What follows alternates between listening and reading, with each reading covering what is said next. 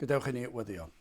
Diolch yn ei ti unwaith eto, Dduw, am y fraint o cael dod y gerdefron ac i ni yn dod trwy enw a trwy heiddiannau dy fab a'n gwaredwr yr Arglwydd Iesu Grist. Ni yn cyflwyno'r amser yma i ti ac yn gofyn i ti'n helpu ni. I ni yn cyffesu'n gwendid ni a'n crwydro cyson ac yn galw arna ti fadden ni ac i fadden ni am yr holl falchder sydd yn ein bywyd ni ac y gwrthod ildio sydd yn digwydd llawer rhy aml ac yn gofyn o Dduw y bydde di yn tywallt ysbryd glân arnom ni ac ar ein gwlad, a byddwn ni yn cael gweld y tro ar fyd, a byddwn ni'n cael gweld pobl yn troi nôl at y ti, a byddwn ni'n cael gweld dy blant yn troi nôl at y ti, ac yn ein bywydau ni o Dduw, a byddwn ni yn dy osod di yn ben ar ein bywydau. Trig ar ha, bendithio ni diogelan hamser ni nawr, i ni'n gofyn hyn o trwy enw ac heiddiant yn Arglwydd Iesu Grist. Amen. Cyn i ni ddarllen o air Duw, chydig o gyhoeddiadau, atgoffa chi am yr hyn sydd ar gael ar wefan Nghapel yr Rhath. Ar ddechrau'r wythnos, y bwriad bob tro i trio gosod emynau'r Efengyl, myfyrdodau byr am yn trafod yr Efengyl sydd yn ein emynau ni. Ac felly gobaith yw bydd rhain amlaen dydd Llun neu ddydd Mawrth. Yna Egluro'r Efengyl, yr oedfa hon am 6 ar ddydd Mercher, ac yna ar y Sul am hanner awr wedi 3 oedfa bregethu. Unwaith eto yn cyhoeddi ffordd iachawdwriaeth yr Efengyl, sut fedrith enaid ddod yn blentyn i Dduw, sut fedrith rhywun ddod yn Gristion. Dyna'r nod, dyna'r bwriad yw cyhoeddi'r ffordd iachawdwriaeth. Felly ar ddydd Sul, hanner awr wedi 3, fydd yr oedfa honno os Duw a'i mynd. Wel, gadewch ni ddarllen o air Duw, yr Efengyl yn ôl Marc, y bedwaredd benod. Marc penod 4, dechrau adnod 35, ac fe ddywedodd wrthynt y dwthon hwnnw wedi ei hwyrhau hi awn trosodd i'r tŷ draw, ac wedi iddynt ollwng ymaith y dyrfa hwy a cymerasant fel yr oedd yn y llong, ac yr oedd hefyd longau eraill gydag ef. Ac fe a gyfododd tymestl fawr o wynt a'r tonnau a daflasant i'r llong hyd onyd oedd hi yn llawn weithian. Ac yr oedd fe yn y pen ôl i'r llong yn cysgu ar obenydd a hwy aeth effroesant ef ac a ddywedasant wrtho athro, a'i di fater gennyt ein colli ni. Ac fe agododd i fyny ac a gyrryddodd y gwynt ac a ddywedodd wrth y môr, gostega, distawa, a'r gwynt a ostegodd a byd tawelwch mawr. Ac fe a ddywedodd wrthynt, pa hamar ydych mor ofnog, pa fodd nad oes gennych ffydd. Eith yr hwy afnasant yn ddirfawr ac a ddywedasant wrth ei gilydd, pwy yw hwn gan fod y gwynt a'r môr yn i fyddhau iddo. A byddai bendith Duw ar ei air sanctaidd ef. Wel, ni wedi cyrraedd penod arall, y 12fed penod gan J.C. Ryle ar Arglwydd y Tonnau. Ac mae wedi seilio ar yr adnodau dwi newydd i ddarllen. Ac mae J.C. Ryle yn dechrau benod trwy alw ar Gristnogion i astudio'r Efengylau ychydig yn fwy nag i ni. Dwi ddim yn dweud na ddylen ni rhoi pwysles ar yr epistolau neu'r proffwydolaethau yn yr Hen Testament, a'r salmau ac yn y blaen. Wrth gwrs, i ni ddim yn rhoi pwysles ar un ochr o'r ysgrythur yn fwy na'r llall. Ond, mae'n cyfiawnhau hyn trwy ddweud lle mae yna le arbennig i astudio'r Efengylau mwyn adnabod yr Arglwydd Iesu Grist yn well. Nawr, wrth gwrs, bod yr adnodau eraill yn bwysig o ran athrawiaeth ac i ni'n cael athrawiaethau rhyfeddol yn y pistol at yr Efeiniaid ac yn y blaen. Ond yma yna rhywbeth am ddarllen am berson yr Arglwydd Iesu Grist am yr hyn a wnaeth e tra ar y ddaear. Mae'r adroddiad yma eto'n un arbennig. Mae'r Iesu yn cael ei ddisgrifio fyddin yn yr hanes yma. Cofiwch, mae hanes yw hi. Fe ddigwyddodd roedd ar fôr Galilea, ar long gyda'i ddisgyblion. Ac yna wrth iddo fod ar y llong, fe ddechreuodd storm. Ac fel i ni newydd arllen, roedd yr Iesu'n cysgu. Ond tra roedd e'n cysgu, roedd y dŵr yn dod mewn i'r llong, ac fe ddechreuodd y disgyblion ofni, ac roedd yn edrych fel petai'r llong ar fi'n suddo. Ac felly, yn ei hofn, fe wnaethon nhw alw ar yr Iesu. Ac beth i ni'n darllen i'r Iesu godi, yna iddo geryddu'r gwynt a'r tonnau, ac yna wedi i'r tonnau a'r gwynt i fyddhau. yn garedig y mae'r Iesu'n cwestiynu pam i'r disgyblion ofni. Felly dyna rhyw ddisgrifiad byr o'r hanes sydd yma o'n blaen ni. Wel, mae'r ail yn dod â gwahanol rhannau i'r benod is-benawdau yn y benod hon, ac yr un cyntaf yw hyn. I ni'n dysgu o'r hanes yma. Nid yw bod yn Gristion yn golygu na chawn treialon. Gai ddechrau trwy ofyn y cwestiwn hyn. Os ych chi'n honi'ch bod chi'n Gristion, ydych chi'n gallu dweud yn ystod y cyfnod i chi wedi bod yn Gristion eich bod chi wedi profi adegau anodd? Bydde fe'n rhyfedd iawn petai rhywun yn dweud naddo. Mi fydd pob un Cristion siŵr o fod yn tystio i'r ffaith ei bod nhw wedi mynd trwy cyfnodau anodd. Gwahanol amgylchiadau, fe allai bod pob math o dreialon, ond treialon sydd wedi peri yn bod ni yn gofidio, treialon sydd wedi peri ein bod ni'n dioddef, gallai fod yn amryw fath o dreialon, ond yn sicr fe fyddwn ni wedi. Ond beth i ni'n dysgu o'r hanes yma, dyw'r ffaith ein bod ni'n Gristion ddim yn golygu nad ydyn ni'n mynd i profi'r treialon yma. I ni'n gwybod ein bod ni'n profi'r treialon ac i ni'n weld yma yn yr ysgrythyr. Yr oedd y disgyblion yn ofnus. Efallai, doedden nhw ddim yn disgwyl yr hyn a ddigwyddodd. Roedd falle wedi dod fel chydig bach o sioc iddyn nhw. Falle ar ôl iddyn nhw dystio yr holl wirthiau yr oedden nhw wedi weld yn barod gan yr Arglwydd Iesu Grist, falle roedden nhw'n meddwl y bydde hynny'n rhwystro nhw rhag dioddef yn y dyfodol. Falle mai dyna beth o tu ôl yn ei meddyliau nhw. Falle nhw'n meddwl nad oedd unrhyw broblem yn ei fod tra bod nhw gyda'r Iesu. Nawr, wrth gwrs, allan nhw fod yn iawn i feddwl nad oedd angen iddyn nhw boeni, ond falle dyma lle mae'r camgymeriad, yr oedden nhw wedi meddwl nad oedd problemau mynd i godi. Ac falle wedi dod fel chydig bach o sioc iddyn nhw. Ond os iddyn nhw feddwl felly, yna ni'n gwybod eu bod nhw wedi meddwl yn anghywir, y mae Cristion i ddisgwyl, treialon, salwch. Does dim un Cristion yn cael y ddewyd na fydd salwch yn dod ar ei draws. Treialon, poen, pethau sydd yn peri ni a laru. Does dim addewid i ni ein bod ni yn mynd i fethu pethau hynny. Fe fydd y pethau hynny'n dod ar ein traws ni. Mae Iesu'r ail yn dweud, fe all y pregethwr gynnig iachawdwriaeth i chi trwy'r Arglwydd Iesu Grist. Ond ni all y pregethwr gynnig bywyd o esmwythra a chyfoeth. A dyma'r broblem. Mae yna lawer o'r rhai sydd yn proffesu, sydd ddim yn hoffi'r ffaith o ddilyn yr Iesu a chario'r groes, neu gwynebu stormydd.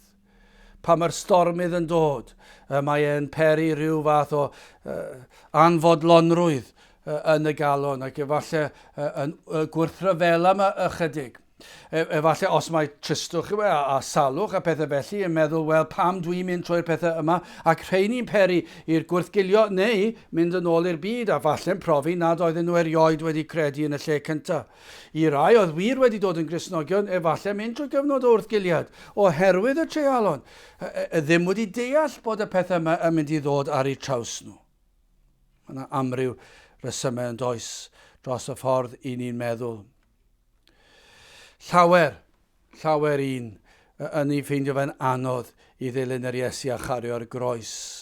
Yn meddwl pam ddylen ni wynebu'r treialon yma yr un mosodiadau'r un drwg, ac yn dod fel chydig bach o sioc. Ond yr hyn i ni'n gwybod, fod gwyntoedd garw yn dangos, pan ych chi'n meddwl yn edrych allan ar y byd natur, fe fydd gwyntoedd garw yn dangos pa goed sydd yn fythwyrdd a pharhau sydd ddim. Achos beth sydd yn digwydd pa mae'r gwyntoedd yn digwydd yn y byd natur, fe fydd pa mae'r gwynt yn dod, fe fydd dail yn syrthio i'r llawr. Ond ych chi'n gwybod bod rhai yn fythwyrdd, a dyw hwnna ddim yn mynd i ddigwydd, dyw dail ddim yn diflannu, maen nhw'n wyrdd trwy'r amser. A dyna darlun o Iesu'r ail i ni ddefnyddio yw hyn.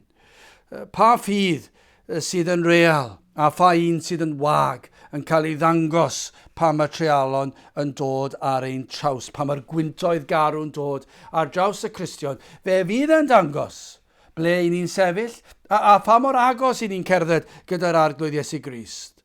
A'r hyn mae'n ni'n rybuddio ar ddiwedd yr is-benod cyntaf yw hyn, fod yna lawer yn redeg am gyfnod, ond yna yn ildio maes o law. Nawr dyma lle, fe fyddwn ni'n esbonio hwn drwyddi draw yn y benod hon. Ond dyma lle mae yna broblem. I ni'n aml yn cyfeirio at y proffeswyr ffals, y rhai gwag sydd yn cerdded am gyfnod. Ac yna mae yna broblemau yn codi, falle temptasiynau'r byd yn ormod. Falle nid problemau, falle dim ond eisiau mwy o'r byd. Ac yna maen nhw'n mynd ar hyd y trywydd yna. Ac yn profi nad oedden nhw erioed wedi credu yn y lle cyntaf. Ond i ni'n edrych fan hyn ar Gristnogion, rai sydd wedi dod yn Gristnogion. Fel wnaethon ni yn y benod ar sicrwydd ac amheuon, y mae Cristion yn gallu amau.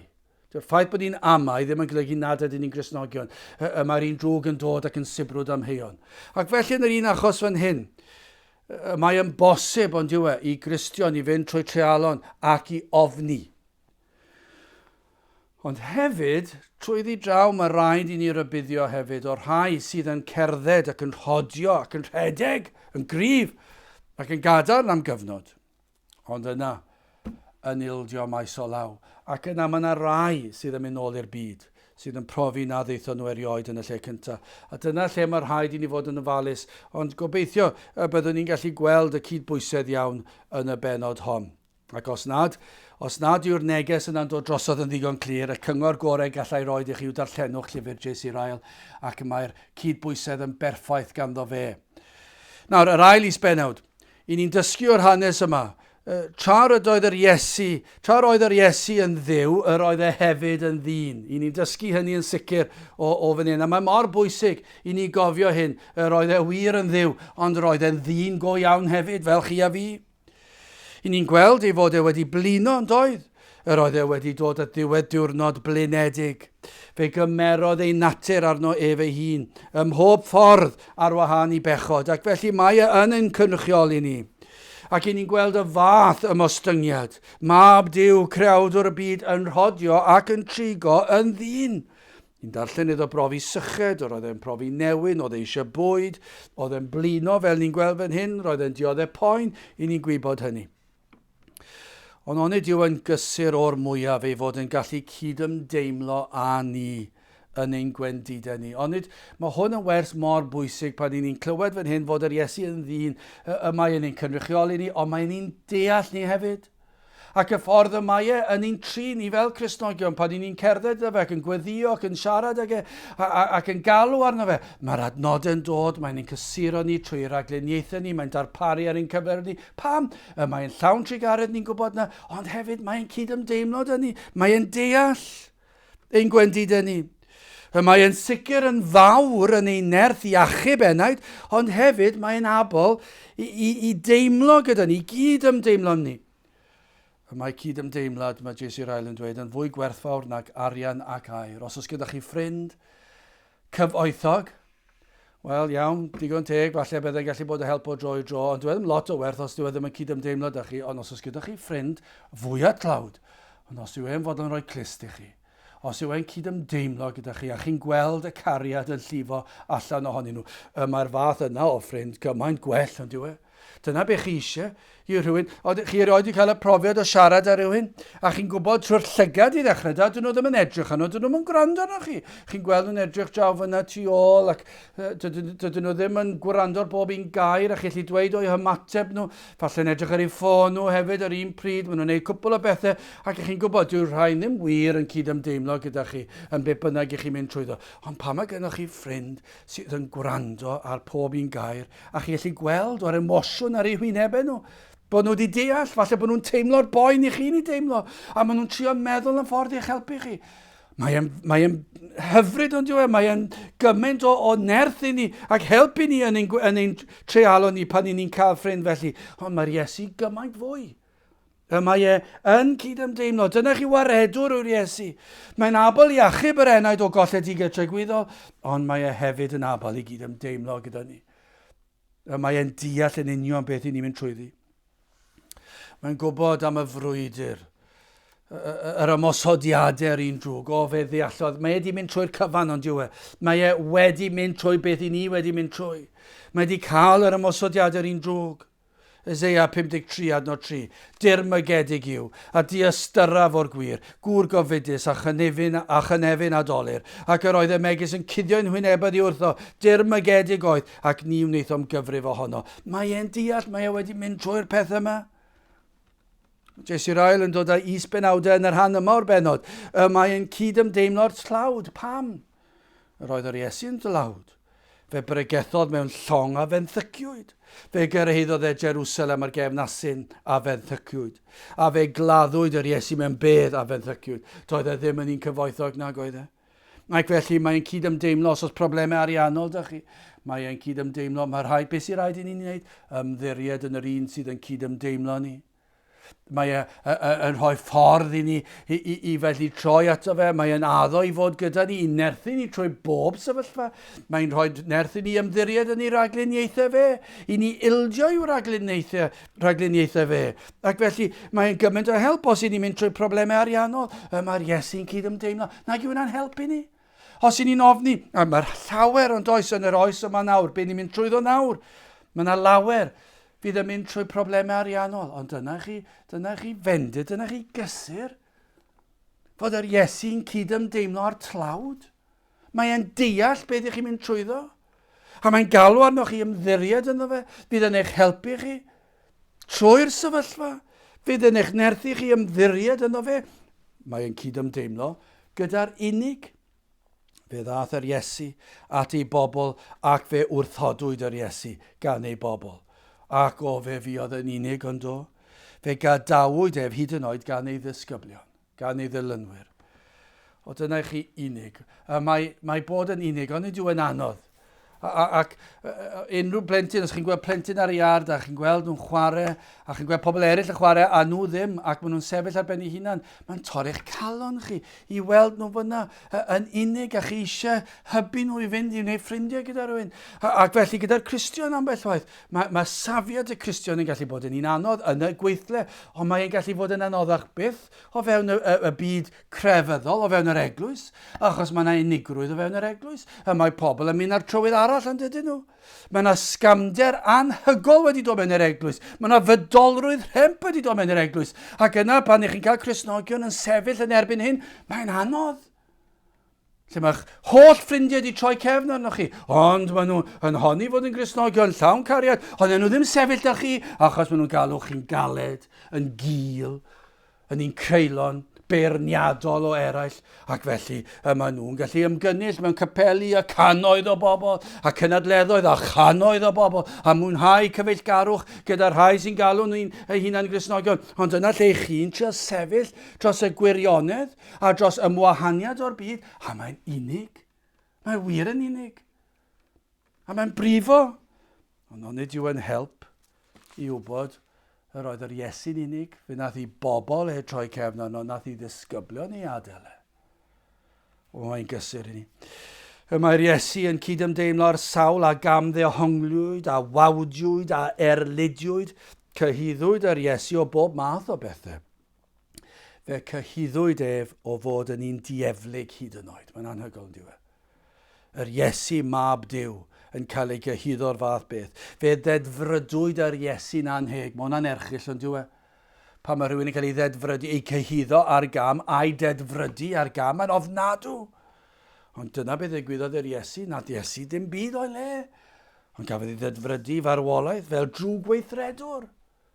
Ac felly mae'n gallu cydymdeimlo a'i blant pan maen nhw yn mynd trwy cyfnod tebyg, pan mae pobl yn un cam ddyfynu ni. Sawl gwaith y mae hyd yn oed Cristnogion sydd yn galw yn Cristnogion yn cam ddehongli, cam ddyfynu.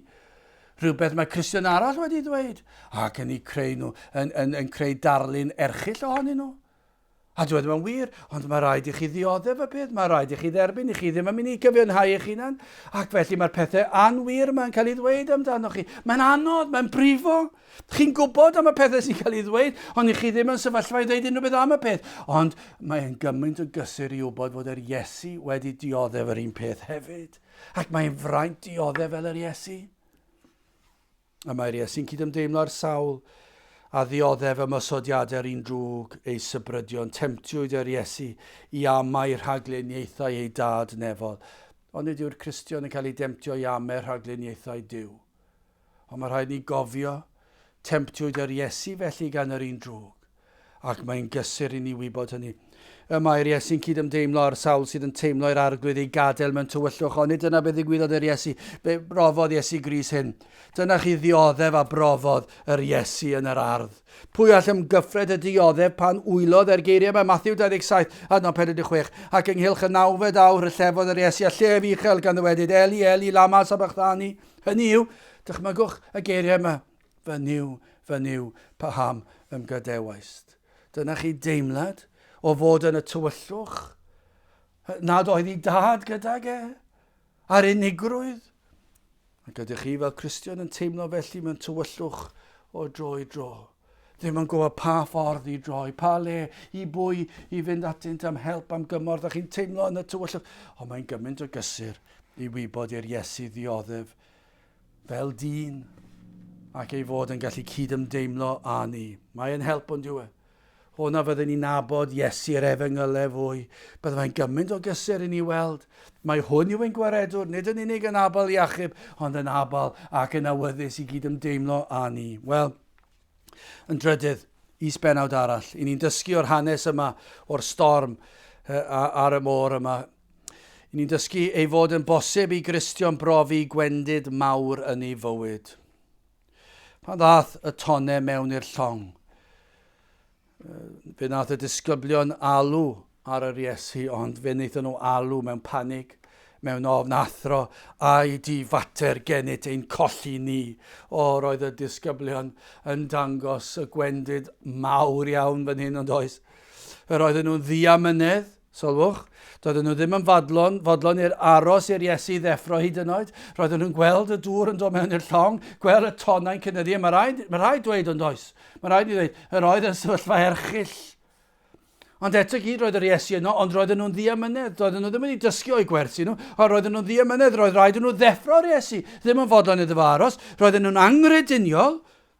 Fe gredant yr oeddent ar fi'n marw, ac nid oeddent yn credu gall yr Iesu eu hachub nhw, felly maen nhw'n amau hynny. Roedden nhw'n ddrwg dybys, roedden nhw'n amau gofal yr Iesu drostynt. Doedden nhw ddim yn credu fod yr Iesu yn abal, nac yn mynd i ofalu drostynt. Maen nhw'n meddwl, mae'n cysgu'n braf yna, mae rhaid ni ddeffro fe. Roedd y fath diffyg ffydd yn y disgyblion. Nid oedd lle gan fynd ofni, achos gawson nhw ddigon o brawf o nerth yr Iesu. Ac y bydd pob peth yn bosib tra fod yr Iesu yno. Dylsen nhw fod yn gwybod hynny. O'n nhw wedi gweld rhyfeddodau gan yr Iesu. Fe ddylsen nhw o'r amser fuon nhw gyda'r Iesu. Yn ei weinidogaethau, yn ei werthu fe. Fe ddylsen nhw fod wedi. Mae hwnna'n wir. Fe ddylsen nhw fod wedi. I ni gwybod o brofiad i'r Iesu ofalu a darparu drostyn nhw. Dyma oedd y broblem. Yr oedd nawr ar gyfwng newydd presennol ac rhywsut anghofio nhw'r cyfan. Be mae J.C. Ryle yn dweud yw hyn. Dyma beth mae ofn yn ei wneud ac fe allwn ni tystio i hyn. Mae ofn yn aml yn peri i'r cof anghofio. I ni'n anghofio bendithion y gorffennol. Mae e'n mor hwydd ond diwedd. Dyma beth ddigwyddodd fan hyn. Fe ddath yr ofn presennol, fe ddath hynny beri iddyn nhw anghofio y gorffennol a'r gwirthiau rhyfeddol. Ond nid yw llawer i Gristion yn ymateb yn debyg i'r disgyblion. Mae llawer yn cerdded yn iawn tra nad oes trealon, yn perswadio hunan ei bod yn gosod pob ofn ar yr arglwydd a'i bod nhw'n cerdded yn dda ac yn mynd i Nghapel ar y Sul ac yn canu nerth i pen yr emynau y hyfryd yma ac yn gallu tystio i bobl pob math o bethau. Tan i dreialon ddod. Ac yna, i ni'n anghofio. Ond mae mor hwydd, ond diwe. Mae mor hwydd. Nawr, dyma beth sy'n rhaid i ni. Mae rhaid cael y cydbwysedd yma'n iawn. Mae rhaid i ni gofio ei fod yn hwydd. Hawdd fod yn beirniadol o'r disgyblion. Mae rhaid i ni gofio mor hwydd yw ei ni wedi wneud yn hunan. Ond mae hefyd yn gysur i ni wybod, ddim i ddefnyddio'r hyn yn y ffordd anghywir i gyfiawnhau ein anghofio, ond mae'n helpu ni wybod fod Cristnogion eraill wedi wneud. Abraham, am wr diwiol, wedi holl brofiadau o'r arglwydd, dath y fath angrediniaeth drosto fe, ac fe alwodd ei wraig yn chwaer iddo. oherwydd y ofni dyn. Ac felly ni'n gwybod bod Abram wedi syrthio yn do. Fe nath Abram wneud rhywbeth na ddylse wedi wneud. Ond eto gyd, ni'n gallu deall pam. Dafydd, dyna chi ddyn diwiol o Dafydd, roedd ffydd ganddo i frwydro yn erbyn Goliath. Ffydd i gredu y byddai'n frenin rhyw ddydd. Ac hyn, fe brofodd e ofn trwy angrediniaeth. 1 Samuel 27 adnod 1. A Dafydd y ddywedodd yn ei galon, yn awr difethu'r fi rhyw ddydd trwy law Saul. Ac felly anghofiodd yr holl adegau arbedwyd e trwy law yr arglwydd oherwydd yr anhawster presennol. A dyna'r broblem yw'r presennol. A dyna lle mae eisiau ni ddysgu sut i bwyso yn y presennol. Ond dyna beth sy'n digwydd mor aml, a dyna lle mae'r gwersi mae'n bwysig i ni ymbaratoi ar gyfer y presennol, ar gyfer treialon. Achos falle bod rhai yn feirniadol o'r disgyblion ar ofn y profon nhw, o feddwl, wel, fion nhw gyda'r Iesu, maen nhw'n wahanol i ni, maen nhw'n beirniadu'r disgyblion, fe gafon nhw weld yr Iesu yn ei berson, yn ei weinidogaeth, yn ei werthiau fe, wyneb yn wyneb. Roedden nhw yno ar y pryd, ac felly mae'n warth arnyn nhw. Ac i ryw raddau ni'n gallu cytuno, mae'n warth i unrhyw Gristion i amau sofraniaeth a gofal yr arglwydd. Ond, os i ni'n cyhyddo nhw, yna mae'n amlwg dydyn ni ddim wedi deall ein cylonau'n hunan. Mae'n biti ond yw os i ni yn wneud hynny. A fydden ni wedi ymateb yn well o dan yr un amgylchiadau. Dychmygwch petai chi neu fi wedi bod yno yn y cnawd ac wedi profi'r pethau rhyfeddol yma ac yna i ni ar y llong, a'r Tonnau yn mor uchel yn curo yn erbyn y llong, a'r gwynt yn chwythu, a'r dŵr yn llenwi'r llong. Dyna chi ofn. Ac a fydden ni wedi ymateb yn unrhyw ffordd wahanol. Dwi'n amen fawr. Rhywbeth tebyg bydde'n ymateb ni, siŵr o fod wedi bod, neu yn sicr fydde wedi gallu bod. Dwi ddim yn anodd i ni ddychmygu ni'n ymateb yn yr un ffordd nag yw e. Mae'r ail yn dweud hyn, os i ni yn sefyll yn ffyddlon nawr, ac yn gadar ni'n meddwl, y mae'n rhybuddio, na fyddwn ni'n ofalus, nad ydyn ni'n syrthio i'r temtasiwn maes o law. Fori, wythnos nesaf. Mae'n mor hwydd yn diwedd. Mae'n ddigon rhwydd. Mae'n ddigon rhwydd sefyll nawr ac falle mynd i oedfa, cael nerth yn yr oedfa ac yn canu'r emynau, amser tawel, ni'n teimlo'r arglwydd yn agos ac i ni yn sefyll ac yn dweud i ni yn sefyll dros y pethau cywir ac yna falle da wof, mae'n mor hwydd yn diwedd. Mae mor hwydd i ni feddwl am rywun arall falle sydd wedi cael rhyw newyddion drwg neu newyddion sy'n codi ofn arnyn nhw ac i ni'n edrych arnyn nhw ac yn tym bach yn feirniadol, ond yna ni'n cael yr un peth. A sut i ni'n ymateb? Mae mor hwydd ond yw e. 1 Corinthiaid 10 adnod 12 am hynny yr hwn sydd yn tybied ei fod yn sefyll edryched na syrthio. Na fyddwn ni'n feirniadol o eraill sydd yn cael y profiadau yma o ofn yn dod ar eu traws nhw nisom. Mae'r ail yn rybuddio nad yw e ddim yn cyfiawnhau pechod. Dyma lle mae mor anodd ond yw e. Dyw e ddim yn cyfiawnhau pechod. Dyw e ddim yn cyfiawnhau bydolrwydd neu ofn neu diogi o fewn bywyd Cristion. Be mae'n pwysleisio yw, nad yw yn gwneud hynny, ac fod gwahaniaeth mawr rhwng y Cristion a'r proffesor gwag. Be mae'r ail yn trial dweud yw, wrth dweud ein bod ni yn syrthio, Abram yn syrthio, Dafydd yn syrthio, ni yn syrthio. I ni yn cael adegau pan mae rhywbeth i'n peri ni ofni, neu dychryn, neu amau, neu beth bynnag yw e. Mae'n digwydd. Ond mae yna wahaniaeth mawr rhwng y Cristion a'r proffesor gwag. Mae yna wahaniaeth mawr rhwng yr un sydd yn dilyn trywydd o fydolrwydd ac sydd yn gadael i'r temptasiynau yma iddo fynd ar hyd trywydd arall. Mae yna wahaniaeth mawr. Dydyn ni'n sôn am hynny. Mae hwnna'n gwbl wahanol. Dim dyna beth i ni'n sôn amdano. I ni'n sôn fan hyn am Gristion. Ond mae'n gweld yr rheidrwydd i atgoffa pob Cristion o'r gwendid sydd ynom ni a'r peryg sydd ar hyd taith bywyd. Dyma beth sy'n mor bwysig. Mae angen i ni wybod y peryg sydd o syrthio. Y mae taith bywyd yn un anodd. Yr rheidrwydd i atgoffa ni mwyn osgoi i ni faglu ar hyd y ffordd. Ei fod yn bosib, fod yn berchen ar gwir ffydd, holl sibrydion yr un drwg. Mae'n bosib. I ni'n gallu cael yr un drwg, fe fydd yn dod ac yn ymosod, fe fydd yn sibrwd, fe fydd yn dod at y Cristion sydd yn sefyll ac yn sibrwd am heion, peri'r Cristion ofni y dydd pan fydd yn croesi'r afon ac yn camu o fyd amser I tragwyddoldeb, yn ofni'r anadl olaf ac yn peri'r Cristion I feddwl am peth ac I feddwl, ydw i'n barod? Dyna be mae'r un drwg eisiau gwneud. Mae eisiau gwneud ni ofni, mae eisiau gwneud ni farw'n wael, mae eisiau ni wneud ni fyw yn wael, mae eisiau ni wneud ni ofni problemau ariannol, mae eisiau ni wneud ni ofni sefyll yn unig o fewn yr eglwys, I sefyll yn unig yn y gweithle. Mae'n mynd I ddod â'r pethau yma, ond beth sydd angen I ni wneud yw fod yn barod ar ei gyfer a dyma yw'r holl bwrpas y neges yma. I'n rybuddio ni fod y disgyblion wedi ofni, ond roedden nhw'n anghywir I wneud. Ond mae'r rhaid I ni fod yn barod fe fyddwn ni hefyd. Mae yna adegau. Ac os I ni'n paratoi'n hunan ar gyfer hwn, I ni beidio meddwl pan mae'r adegau yn dod, I feddwl nad ydyn ni yn blant i'r arglwydd oherwydd hynny.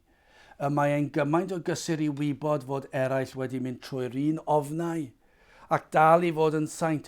Na dyma lle ni'n gallu dweud y gwahaniaeth rhwng y proffeswr gwag, ffals, a'r gwir Gristion.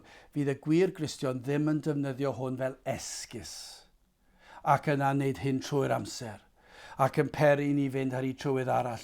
Dydyn ni ddim yn llawenhau mwyn I ni ddweud, o fe fedrai ofni to, o fe fedrai syrthio to, o fe fedrai ildio temptasiwn to. Na, mae'n gysur I ni. Mae'n gysur I ni wybod, dwi wedi ofni fan hyn, dylen ni ddim fod wedi ofni, dylen ni fod wedi dysgu o'i wersi yn y gorffennol, dylen ni fod wedi dysgu fod yr Iesu yn cydymdeimlo am mi, a fod yna cwilydd bod fi wedi ofni. Ond mae'n gysur I wybod fod eraill wedi ofni hefyd. Dyna lle ni eisiau bod, I'n helpu ni, ddim I gyfiawnhau I ni fod felly, dydyn ni ddim eisiau bod felly. Mi ni gofio hyn. Yn bosib y mywydau Cristnogion eraill. Ni ddylem ddod i'r casgliad. Nad yw rhywun yn Gristion gan ei bod wedi methu. Dyma'r problem arall. Mae'n gysur I ni wybod hyn I'n helpu ni pan ni'n mynd trwy treialon. Ond mae hefyd yn wers I ni hefyd I beidio fod yn feirniadol o eraill. Pan maen nhw yn methu. Dylsem fod yn gynt I chwilio am rasysau na gwendidau. Eto ni'n sôn am rhywbeth gwahanol I weld Cristnogion sydd trwy'r amser yn torri'r sil, sydd yn mynd I mannau lle na ddylsen nhw, sydd yn byw bywydau gwbl bydol, sydd yn addoli mewn ffordd gwbl anerbyniol ger bron y Duw sanctaidd. Na, ddim yn sôn am hynny, dydym yn dweud hynny, be ni'n gweld fan hyn yw pa mae'r Cristion, ni'n gwybod ei bod yn Cristnogion, a pa maen nhw'n syrthio, maen nhw'n ofnus, dydyn ni ddim yn dod lawr yn feirniadol arnyn nhw, achos ni'n gwybod gallwn ni fod yr un peth hefyd. Mae Iesu'r ail yn dweud hyn, I trial roed yn ei gyd-destun, brwydrwch hyd farwolaeth dros y gwirionedd. Os nad yw person wedi ei aileni, ac nad yw yn sanctaidd, yna nid yw yn Gristion. Cofiwch ei fod yn bosib I berson, fod wedi profi gwir droedigeth, ei bod nhw wedi derbyn calon lan, calon newydd, ei fod yn un sanctaidd, ond dal I ofni ar adegau a phrofi gwendid ac amheuon. Dwi'n credu bod hwnna'n I osod yn ei gyd-destun yn iawn. Mae'r rhaid I ni fod yn glir ar iachawdwriaeth ac ym wahaniad o'r byd. Ond yr hyn I ni'n sôn fan hyn, fe fydd y Cristion sydd yn ffyddlon, fe fydd y Cristion yn ofni ar adegau, yn profi gwendid, yn neud y penderfyniadau anghywir. Ond pan yn sylweddoli hynny, dwi ddim yn ei gyfiawnhau fe fydd yn edifar ohono. Mae gyda ni symud ymlaen.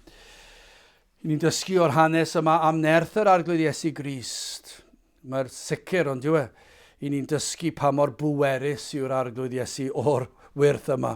Am wyrth. Dim ond yr Iesu, neb ond Crist, yr holl alluo gall wneud hyn. Fe dawelodd yr gwynt gyda gair. Mae'n anhygoel yn diwedd. Dychmygwch. Dwi ddim yn gallu dychmygu sefyllfa fwy erchyll nag I fod allan ar fôr tymheslog, ar long bach yn enwedig yn y dyddiau hynny. A'r tonnau yw ymhell uwch ben y llong. Dyna chi sefyllfa ofnadw. Ac yna i'r Iesu i orchymyn i'r gwynt beidio ac i'r gwynt beidio'n syth. Fe ostegodd y tonnau gyda'i lais. Fe stopiodd y tonnau'n syth. Mae hwnna'n rhywbeth anhygoel yn ei hun. Mi fyddech chi'n meddwl gyda gwynt am gyfnod, os yw'r gwynt y tyweli, fydd y tonnau dal i ddod am gyfnod. Fe fyddhaodd y gwynt a'r tonnau'n syth. Dyna chi nerth. I ni'n gweld trwy'r ysgrythu'r nerth Crist. I ni'n gwybod hyn, dwi'n dod yn sioc i ni nag yw. Achos mae'r Beibl yn dysgu ni fod nerth Iesu Grist i weld yn y greadigaeth. Ioan 1:3, trwyddo ef y gwneithbwyd pob peth ac hebddo ef ni wneithbwyd dim ar a wneithbwyd. Iesu Grist wedi creu y byd. Dyna chi bwer i ddweud y gair ac fe creuwyd y cyfan. I ni'n gweld ei nerth yn ei ragluniaethau. Mae'r pwnc o ragluniaeth Dyw mor anferthol. Mae pŵer Dyw i drefnu pob un o'i ragluniaethau ef. Colosiaid 1:17 ac y mae efe cyn pob peth ac yno ef y mae pob peth yn cyd sefyll. Mae'n anodd trefnu unrhyw achlysur.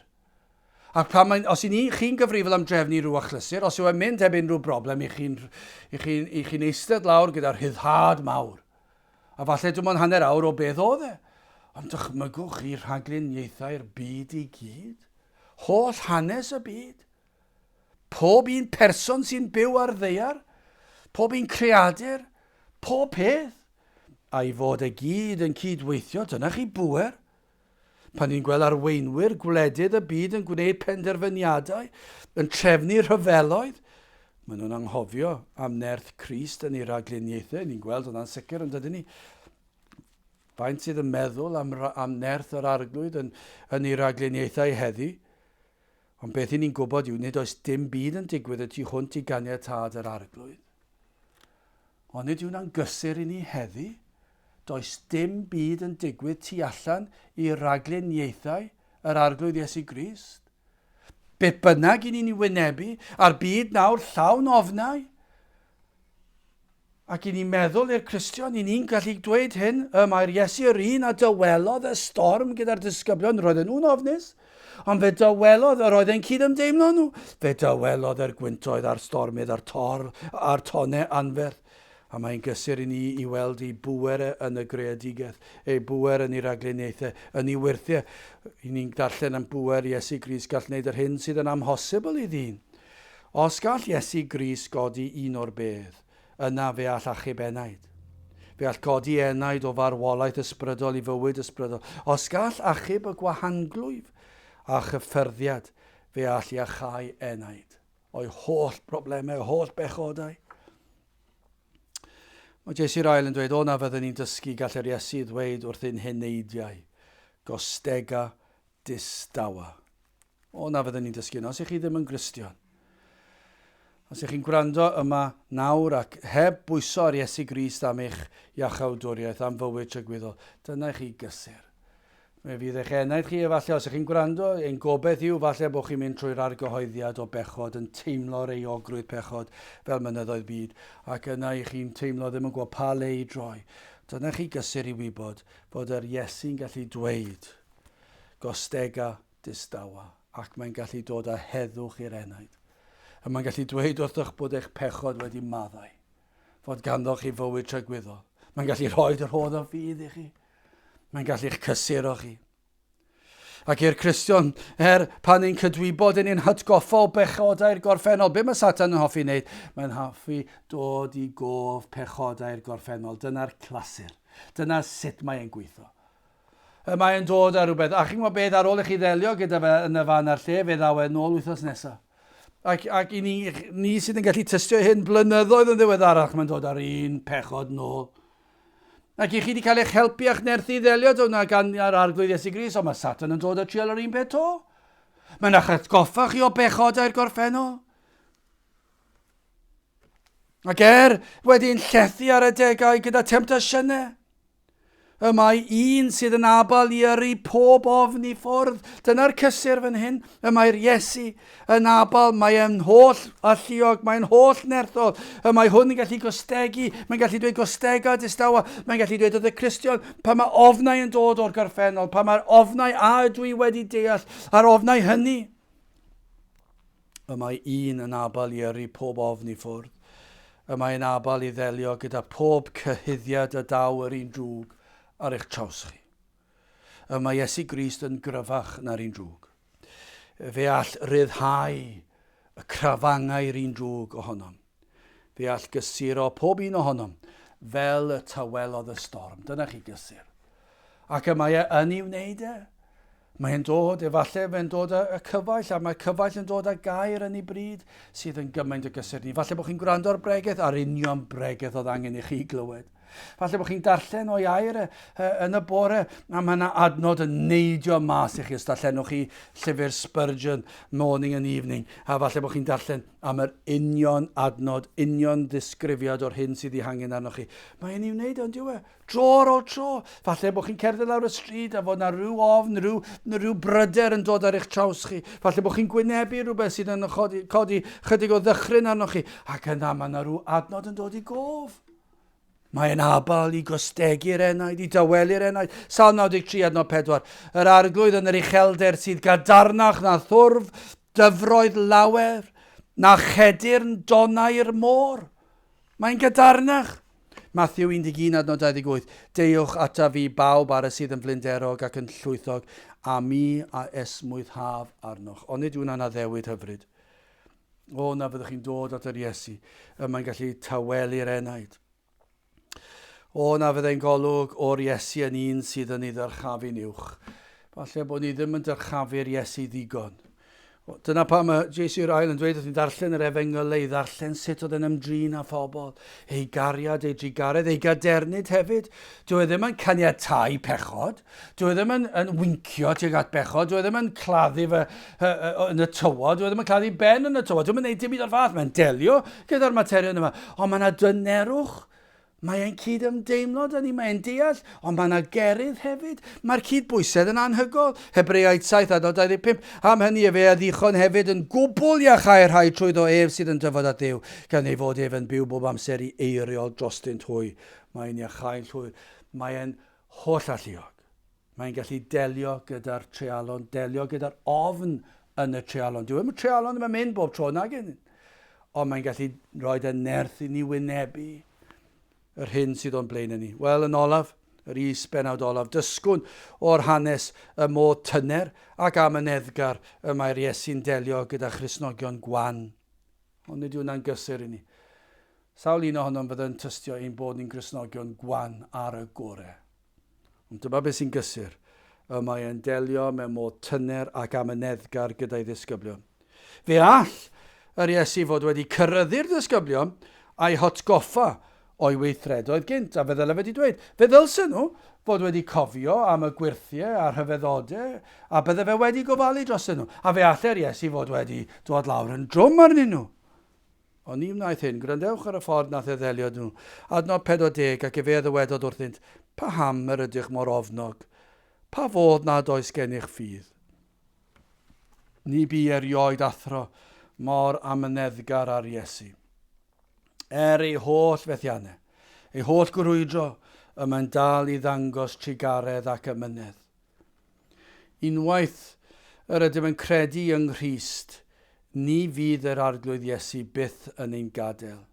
Fe all ein cyrryddu mewn cariad, fe ddyn gofyn pam i chi amau. Pam yr ydych mor ofnog, fe ddyn gofyn hynny, achos mae'n iawn i wneud, pam i ni'n ofnus. Mae ganddo ni'r arglwydd Iesu. Mae'n waredwr i ni, mae'n gofalu, mae di addo'n cadw ni tan ein bod ni yn cyrraedd y nefoedd. A falle fydd yn gofyn i ni, ond fydd yn gofyn yn dyner, ac un peth sy'n sicr fydd e byth yn ein gadael ni. Ein gwendidau ni. I ni'n dysgu o'r wers hon i fod yn amyneddgar ag eraill hefyd yn dydyn ni. I ni fod yn amyneddgar gyda gwrthgilwyr. I ymdrechu'n galed i ddychwelyd y gwrthgiliwr. Yn dyner, i ddod yn nhw at yr arglwydd. I weddio dros nhw, i'w cael anogi nhw, i hybu nhw. I ddim i ddod lawr yn galed ar nhw ac i ddweud, pam i chi'n ein ar llall. Mae'r Iesu'n delio gyda'r Mae rhai bod yn gadarn hefyd, dydyn ni ddim yn cwestiynnu'r beth. Ond mae yna dynerwch yma. Ac i ni meddwl am y ffyrdd gorau i hybu rwy'n i ddod nôl at bethau'r arglwydd. O na fydden ni'n meddwl mwy am yr Iesu, mae'r ail yn dweud. O dro i dro, mae Cristion yn meddwl am iachawdwriaeth mwy nag am yr Iesu. Dyna be mae'n dweud. Am gyfiawnhad, am mabwysiad ac ambell waith mae pobl yn gallu rhoi disgrifiadau manwl diwynyddol ar y materion hynny, ond ac mae hynny'n iawn. Ond na fyddwn ni'n meddwl mwy am yr Iesu hefyd, am ei berson, mwy am ei waith drostom ni, i ddarllen y ffordd y mae'n delio gyda phobl. Na fyddwn ni'n byw ein bywydau yn ei olwg yn ddyddiol, bod ni'n deffro yn y bore yn gwybod mae'n fy ngweld i. Fy mod i'n cerdded lawr y grisia, bod fi'n mynd i'r gwaith, fy ffordd dwi'n cerdded ar hyd y stryd, ffordd dwi'n dychwelyd gyda'r hwyr, fy mod i'n gwneud y cyfan yn gwybod fy mod i'n byw yn ei olwg ef. A'i fod yn agos at mi, dwi'n i ddim eisiau frifo fe, ond hefyd ei fod yn gofalu drostai. Na fyddwn ni'n cofio nad yw'r Iesu yn newid dim. Y mae'r un heddi ac yr oedd y ddoi ac y bydd efori. Mae Iesu'r ail yn gorffen y benod hon yn dweud na fyddwn ni'n byw fel yr apostol Paul, canis byw i mi yw Crist a marw sydd elw. Dyna le ni eisiau bod.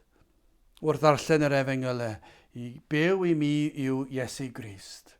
Mae fe yw popeth i ni.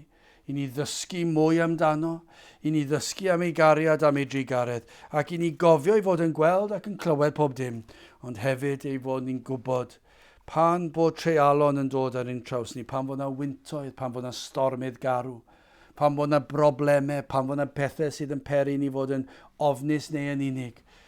Bod ni'n gwybod fod gennym un y gallwn ni droi ato, yn un sydd yn gallu dweud wrth y gwynt a'r glaw, wrth y treialon. Mae'n gallu gorchymyn ac fe a gododd i fyny ac a gyrryddodd y gwynt ac a ddywedodd oedd y môr. Gostega, distawa. A dyma beth sy'n digwydd. A'r gwynt a stegodd a bu tawelwch mawr. Dyna chi addewid, dyna chi gysur. Bod yr arglwydd Iesu yn gallu dweud wrth y gwynt a'r storm a'r problemau i ostegi ac i dywelu. Dwi ddim yn addo fydd problemau'n mynd yn diflannu'n syth, ond mae'n addo nerth i ni i wynebu'r treialon. Yn yr achos yma, mae'r storm yn stopio. Fe allai stopio'r treialon. Fe allai treial honno ddod i ben. Ond efallai fydd yn trwy'r agluniaethau yn peri bod ni'n gorfod cario ymlaen am gyfnod. Ond yr hyn mae'n addo yw heddwch i'r enaid. Mae'n addo y bydd yr enaid yn gallu gorffwys yno ef ac i ymdawelu ac i bwyso'n llwyr ar yr arglwydd Iesu Grist. Na fyddwn ni'n gallu dweud gyda'r apostol Paul, canis byw i mi yw Crist a marw sydd elw. Gadewch i ni weddio. A nawr bydde di ras ein harglwydd Iesu Grist a chariad Duw a chymdeithas yr ysbryd glân, bod gyda chwi oll hyd byth. Amen.